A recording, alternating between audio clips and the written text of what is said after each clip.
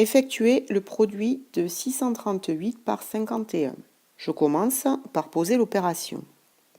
Pour effectuer cette multiplication, je vais d'abord multiplier le chiffre des unités du nombre d'en bas par le chiffre des unités du nombre d'en haut, puis par le chiffre des dizaines du nombre d'en haut, et enfin par le chiffre des centaines du nombre d'en haut. 1 fois 8, 8, 1 fois 3, 3, 1 fois 6, 6. Donc sur la première ligne, je viens d'effectuer l'opération 638 fois 1. Je vais passer maintenant au chiffre des dizaines du nombre d'en bas, que je vais multiplier par le chiffre des unités du nombre d'en haut, puis le chiffre des dizaines du nombre d'en haut, et enfin le chiffre des centaines du nombre d'en haut. Comme je l'ai dit, on va multiplier le chiffre des dizaines.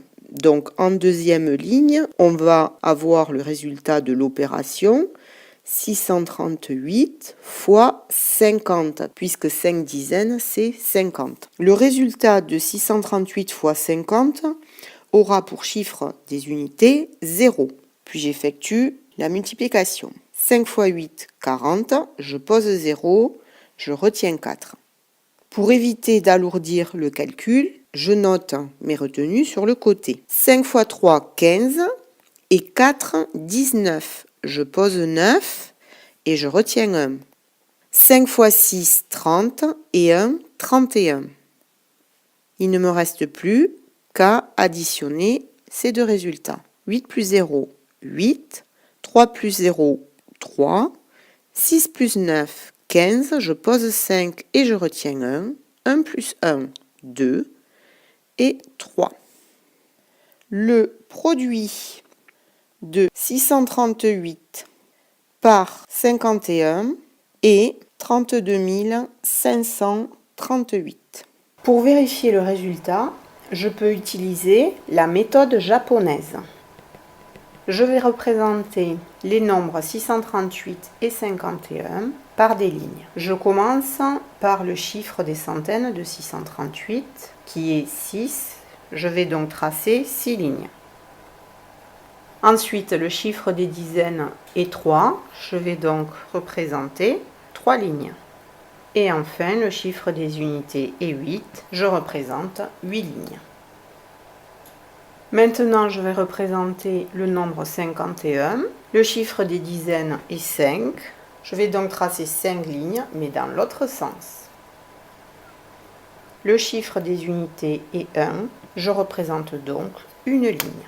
Il faut bien espacer les lignes représentant chaque rang pour bien se repérer. Maintenant, je vais délimiter plusieurs zones. La première est ici. La deuxième, on va prendre toutes les intersections en diagonale. Donc, nous avons celle-là, puis celle-là. Ensuite, nous avons cette zone et enfin celle-là. Pour obtenir le produit de 638 par 51, il me suffit de compter le nombre d'intersections. Je commence par compter les intersections de la zone en bas à droite qui correspondront au chiffre des unités du produit de 638 par 51. Nous en avons 1, 2, 3, 4, 5, 6, 7, 8. Le chiffre des unités est donc 8.